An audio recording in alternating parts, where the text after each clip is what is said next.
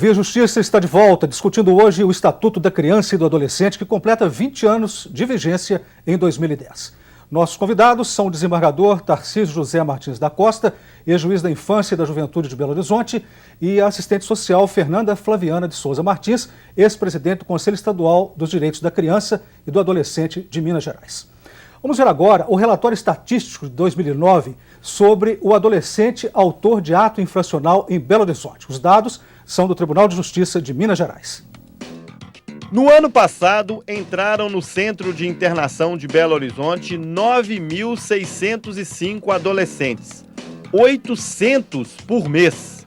A maioria com idades entre 15 e 17 anos, 87% do sexo masculino.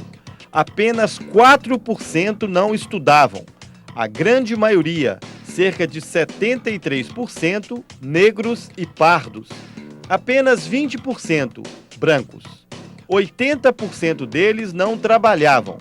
A maioria, 82%, residia com os pais ou só com a mãe. 26% eram reincidentes.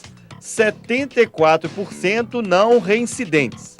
O uso e o tráfico de drogas lideraram os atos infracionais, com 44%. Em seguida veio o furto, com 10%. Foram 43 homicídios, 0,5% dos atos infracionais. As decisões judiciais determinaram 1.449 internações provisórias. Desembargador, eu gostaria que o senhor comentasse esses dados do CIEBH. Não, em primeiro lugar, eu sempre sou um crítico de estatística, porque as estatísticas não demonstram a realidade.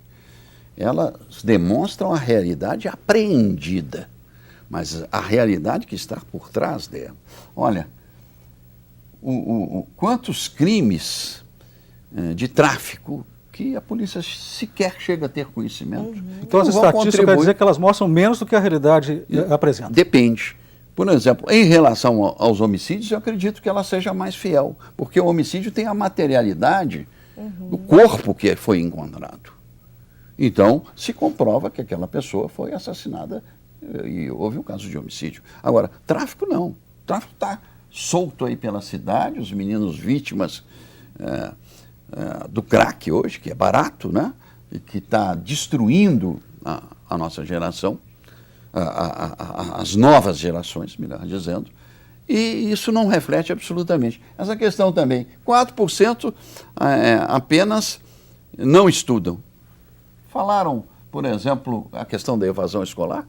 A péssima escola é causa de criminalidade, porque o menino fica perambulando aí pelos becos e vielas das favelas e periferias, e as portas da ilegalidade são imensas. Ele vai receber propostas, vai ser cooptado pelo tráfico. Agora, as portas da legalidade são mínimas e são estreitas. E esse menino vai acabar se enveredando aí por esse caminho da marginalidade e do desvio social. Por quê? Porque ele não tem uma família estruturada, porque tem uma má escola, uma escola de péssima categoria. Nós tivemos agora em Minas Gerais 45 dias de greve dos professores, e a situação aqui é apontada, Minas como exemplo. Nós temos em Belo Horizonte mais de 60 mil meninos fora da escola. Então, essa estatística, quanto aos meninos que estudam ou não estudam, não mostram a evasão escolar. Nós temos meninos que estão proibidos de ultrapassar determinados limites por brigas de gangues que não podem frequentar, porque o grupo rival não permite que eles ali frequentem. A senhora viu que uso e tráfico de drogas superando furto e roubo, que antigamente era o furto e roubo. Com certeza. Né? Agora eu queria destacar um aspecto da estatística, que a maioria dessas crianças e adolescentes estão com a família, mais de 80%, né, estavam no contexto familiar. Eu acho que é importante, nós tivemos assim, séculos de uma cultura de violência, né, no nosso país, onde sempre a violência foi permitida, principalmente dentro da família, na sociedade, na educação, a palmatória era permitida. Então, a gente tem uma cultura de violência muito ainda enraizada na nossa sociedade. E eu acho que nós temos que ser contra essa violência, começar uma cultura pela paz, né, e pela valorização da família. né? Assim, e também aquela questão que o doutor Tarcísio coloca, né, de ter políticas mais efetivas. Porque não adianta, né, na verdade, a gente pensar numa punição mais severa se a gente não tentar tratar isso lá na frente para que isso não chegue a esses limites, a essas condições. A minha indagação, doutora Fernanda, mostra a estatística. Os meninos estão no seio familiar. Agora eu pergunto, que família? Pois é. A família de que se fala ou a família de que se sofre, como diz o psicólogo paulista Gaiarsa? Sim. Né? Porque é uma família desestruturada. Grande parte dessas famílias são desestruturadas. E os meninos são vítimas da violência no âmbito familiar e acabam sendo reprodutores dessa violência no âmbito externo.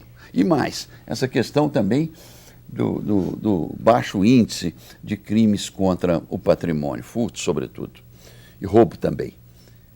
Normalmente o tráfico está intimamente ligado à questão do crime contra o patrimônio. Com certeza. E muitas vezes se comete o crime contra o patrimônio, seja o furto, seja o roubo, para exatamente adquirir a droga.